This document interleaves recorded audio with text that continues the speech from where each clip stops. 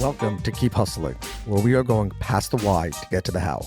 I'm your host, the always hustling Aaron Gordon, aka NY Risk Advisor, aka Mr. #Keep Hustling. In this podcast, we will be diving deep into the professional and personal successes of our guests to find out how they hustled through the most difficult times in their life and their development to achieve the success they've gotten to today. So buckle up for what hopes to be an amazing ride. Let's get to it. Welcome to Keep Hustling with my guest, Ryan Englin. Ryan, thank you so much for being here today. Thanks for having me. I want to get to what you do and your expertise because I'm fascinated by it, especially as it relates to hustle and getting jobs and things like that. But we always begin by kind of taking ourselves back into the mind, into the journey of entrepreneurs and of our guests. So take us back. What led you? What do you think had the greatest impact on you and your upbringing? I know you grew up in a blue collar home and saw that, but now you are not in a blue collar business. So take us through that evolution and kind of how you were inspired by that. Yeah. So I did grow up in a blue collar home. My dad was an owner operator, and he had that vision of if I go out on my own, I make more money, I have more time freedom, I get to do more of the things that I want to do. And as many owner operators find, that doesn't always come true. Business ends up owning them more than they end up owning the business. And that was the same thing for my dad. And as I grew up, I decided not to go into family business because I didn't want that. So I went and got a degree, and I went into corporate America, and I realized I was not a company man. So I went and started my own company. I started a marketing company to help people like my dad. Because at the time, I thought the reason my dad wasn't getting everything he wanted out of his business was because he had a revenue problem. He wasn't good at bringing in new customers and keeping them. But what I found after running my marketing company for a couple of years, working for contractors, that's who I wanted to serve, I found it wasn't the revenue problem or the customer problem as much as it was a people problem. And so I had a few companies that gave me a shot at helping them recruit, fill some open positions. And shortly after that, turned out I really enjoyed it, was really good at it, but there was still something missing. And people needed more than that. They needed to know how to interview. They needed to know how to onboard. They needed to know how to engage their people so they didn't lose them. And that's what got me to where I'm at today. That was about 10 years ago we made that transition. So I have a bunch of questions about that and about your business, and I really want to do some deep diving here. So there are those that say that there's a problem with our generation, with the next generation of up and coming members of the workforce.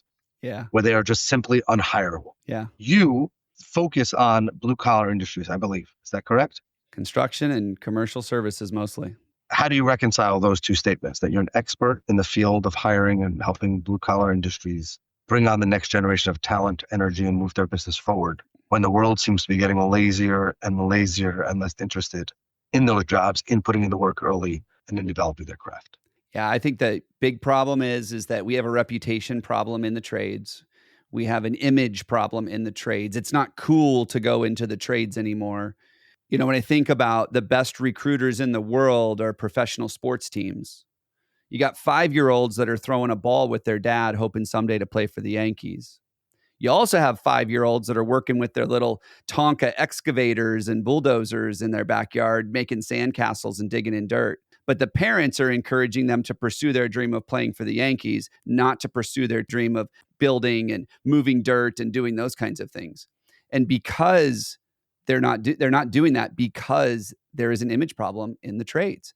No self-respecting kid of mine is going to go do a dirty job, is going to go do a job that I can't brag to my friends about. I want my kids to go work for Google and Apple and do these really cool jobs that I get to be proud of them for and be excited about them for. So I don't think we have as much as a lazy problem as the media would have us believe. In fact, it's very easy to solve the recruiting problem. The problem that we really have in the trades that no one wants to talk about is the retention problem. See, it's not hard to hire guys. It's hard to keep them because as an industry, the blue collar industries have not really changed much in the last 50 years. And the modern generation expects more from them than they're getting.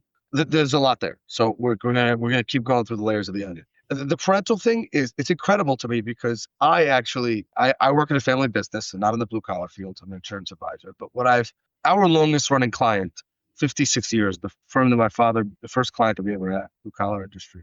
Wow. 5th generation that we're privileged to work with. If you're in that family and you have pride, you start servicing oil drills. And I think that one of the challenges that we have is that people don't realize the value. Mm. You talk about image or not wanting to brag. I think that there is nothing greater and more valuable than a master plumber, because the world does not work without them. Oh, I completely agree with you. The world does not work without a master electrician. And by the way, you do not want to be in my way when my HVAC fails in the middle of June in New York City, July, when it's hot and humid. And I need the expert. Don't send me the kid. Yeah. Send me the expert. Yeah. And we'll deal with. I'll talk to you about it in terms granted. that we take them so. And that's the point.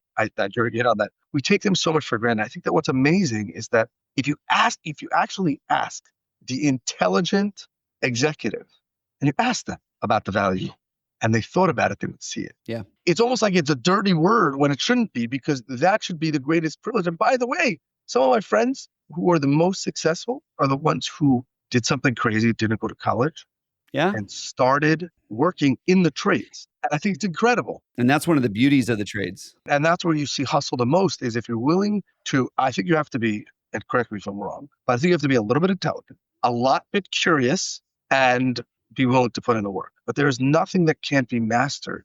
And then once you're the master, you can't be replaced. And everyone wants to talk about robots and AI and things like that. I don't think that there is any AI that could send a robot to my house at 2:00 in the morning, solid electrical. It's not going to happen. Power back on in upstate New York. Well, I'm alive. Yeah. So how do we inspire people? But here's the next piece of it. I just thought of this. One would think that in an age where the world, especially the United States of America, is questioning 4-year degrees, college, the money spent, the debt that people go into, that would flip on its head, and people would say, maybe we should lean into the trades. Maybe we should change our view of them. Yet we're not there. People are just leaning into being lazy YouTubers in their basement. And by the way, I think there's a great place for YouTube. I'm just saying that I think that how can we change that? How can we change the messaging so that we can bring the right people into the right trades who are passionate and hustle, and that ultimately make the world a better place? Well, I think it goes back to what I said before. We have a reputation problem. So think about this for a minute.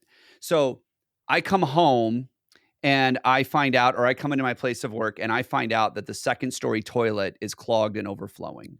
And it's drained down to the bottom floor and it's a mess and it's disgusting. I'm having a bad day. And the plumber comes out and says, you know what? I charge $150 an hour to solve this problem, to get your toilet to stop. So then the restoration person can come out and get rid of the mold and all the sewage and all the dangerous stuff that is going to make your family sick. And they charge $150 an hour. And what does the average consumer do?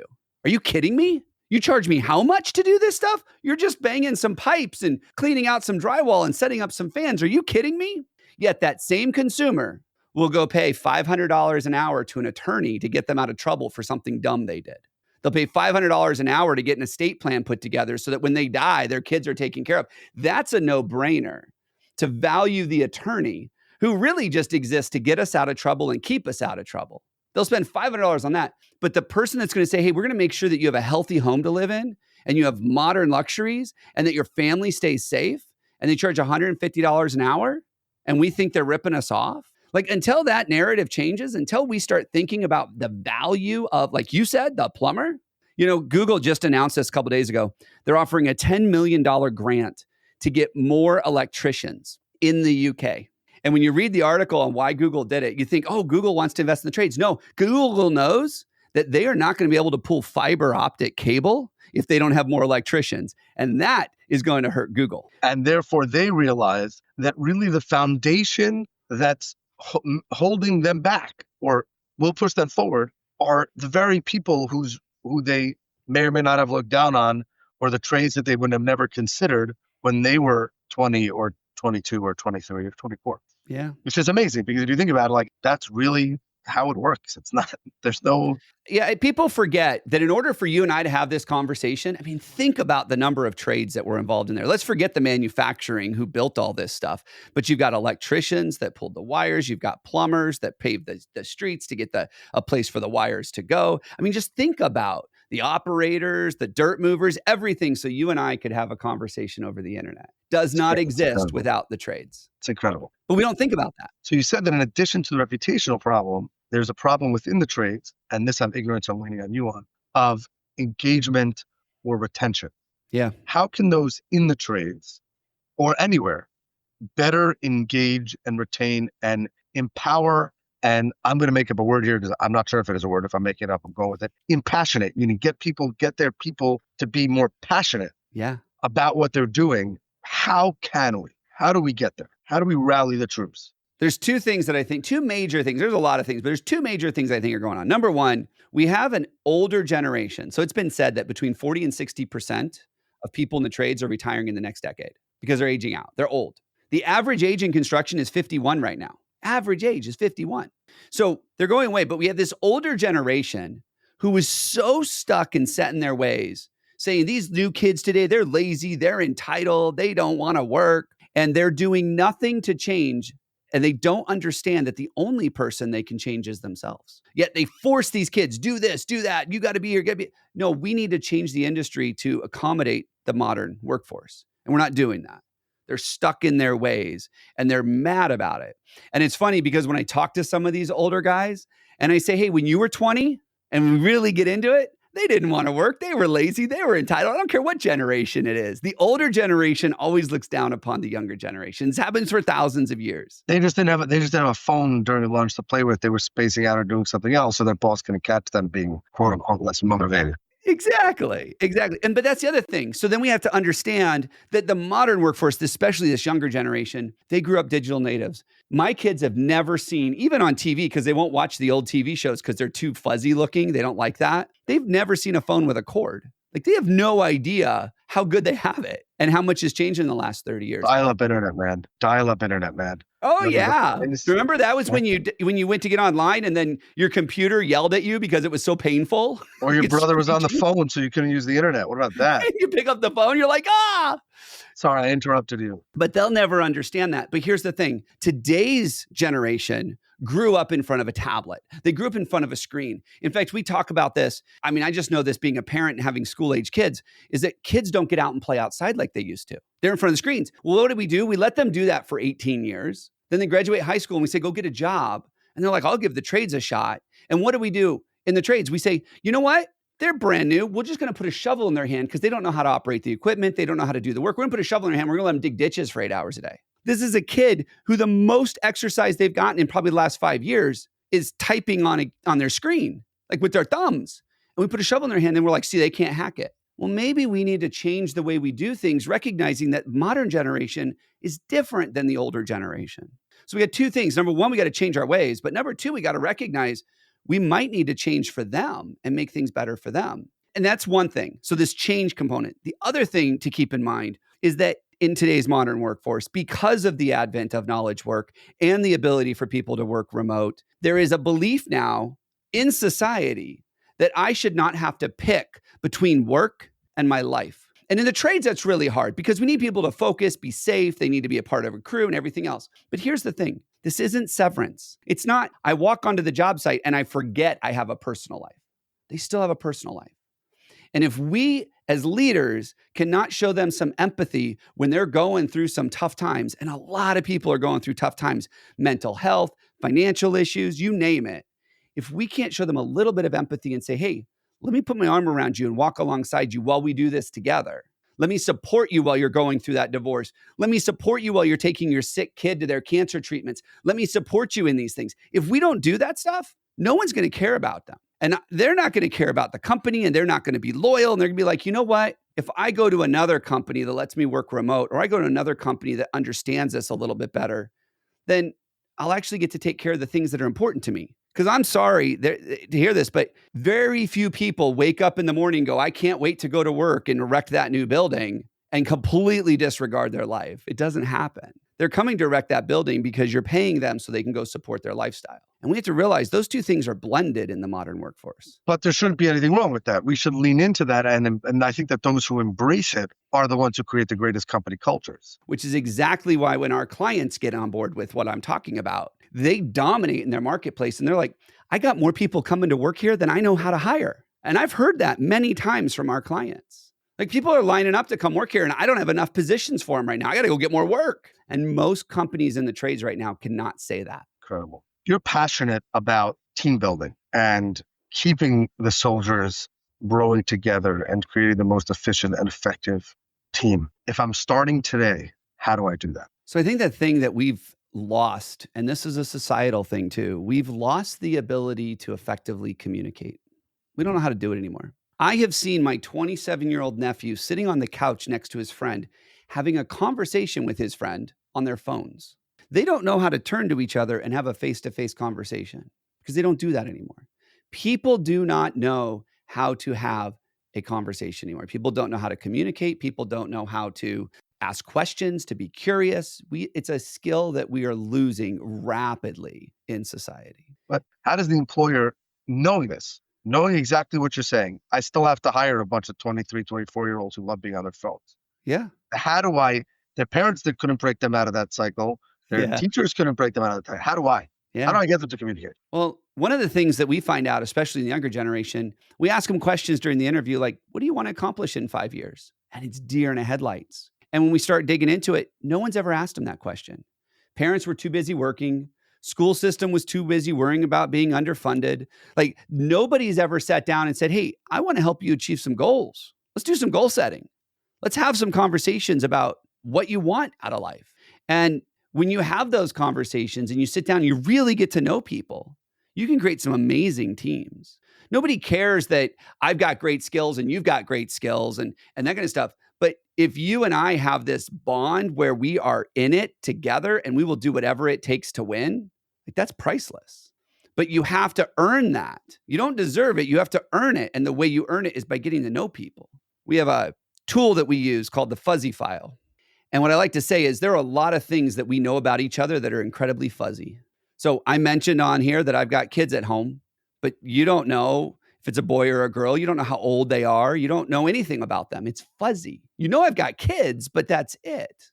And this fuzzy file is a nice little tool that you go through. And when you're onboarding someone new to your team, you ask them some of these personal questions like, where did you meet your spouse? When did you get married? What's your anniversary? What's your favorite restaurant? Favorite sports team?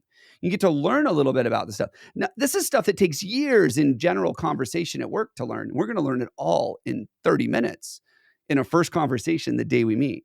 And we can use that to build a relationship and to connect. In fact, one of the things I tell people to do is if you find out that you've got a Chiefs fan and there's another person that's a Chiefs fan in the company, you know what? Mentor them up, right? Like let them get together because they instantly connect on something and you've just created a friendship at work, which is important to people. When we're the loneliest we've ever been in the world, let's create some friendships at work. Let's give them opportunities to do that by putting people on the same crew that have similar interests. You can't do that stuff if you don't ask, if you don't know how to have the conversation. But when you do, this stuff is powerful. I love that because I think also when people feel a kinship to those who they're working with and those who they're working for, it makes it easier to be away from the family. It makes it easier, even though, as you said, most people, and rightfully so, are focused on the means to the end, to get to the end, to get to the weekend, to spend more time with their family. If someone believes and cares, and they believe that their employer cares about them, staying a half hour later burns a little less. That doesn't mean that you can abuse that privilege and do it over and over and over again. But I do believe that if I saw my friend, if I was working next to my friend, the fellow Chiefs fan, I can't believe I just uttered that, the fellow Jets fan on the site, and I know, and we were working together, and he or she has to finish something up, and they're going to be a few minutes later, or their lunch is going to be a little bit shorter. They're going to be a little later than everyone to get out today. I want to be with them because I want to see them succeed. I want to help them succeed. And ultimately at the top, the boss, the shareholder, the CEO, the stakeholders, they benefit from that. And they didn't even plan that part, right? They planned to create the union. They planned to to bring the team together. And I think that it's so, and I struggle with this in my company. It's so where, we went remote in COVID and it's so incredibly difficult to dig into that fuzziness because even when you speak to people, even if you have daily, weekly, or quarterly meetings, they kind of just want to get to business and get away from it. And as I'm speaking to you, I miss it. I wish we could find a better way to do it. And I can't, and I imagine in the field or on job sites, it's even more important because somebody's got to be there when it's 0 degrees outside. Well, yeah. A couple of things you just said. So the way I like to say it is when someone leaves their house to come work for you, they're leaving behind 3 things. They're leaving behind their friends, their family, and the things they do for fun.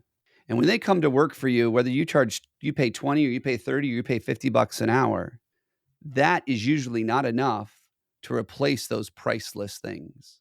You can't put a value on the time that I get to spend with my kids. There's no dollar amount that makes it worth it if I'm working for someone else. And so you have to provide something else. And you said this, you've got to provide those things there. I don't want to dig into the family one, but you can make it enjoyable at work. You can give them opportunities to be friends. In fact, Gallup, which is a global analytics firm, they do a lot of stuff on workplace consulting. They have a survey called the Q12. It's 12 yes/no questions that you ask of your people, and it will tell you how engaged your workforce is. Question number 10 is my favorite. It's, do you have a best friend at work? Gallup has found people that answer yes to that question are 6 times more likely to be engaged than people who say no. That single question tells more about your employee's ability to be engaged than any other question on the survey. Do you have a best friend at work?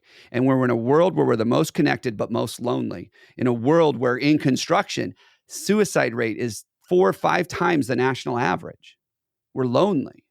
Creating opportunities to connect, creating friendships at work, letting people feel like they have a place where they belong. That will do more for engagement, team building, effective communication, profitable projects than anything else. But we ignore that stuff because it's work. And it's not the work we're good at. I'm good at erecting things. I'm good at digging ditches. I'm good at plumbing or electrical. I'm not good at connecting with other people. We have to learn some of these skills. And when we do, it's transformative to the organization and to personal lives. Do you think that's more on the employee or the employer, that challenge? It's a team effort, but here's what I know. The employer gets a lot more practice at it. So they're the ones that can become better and guide them through. I talk about this when we talk about interviewing. So many people have dismissed a candidate because they were horrible at interviewing.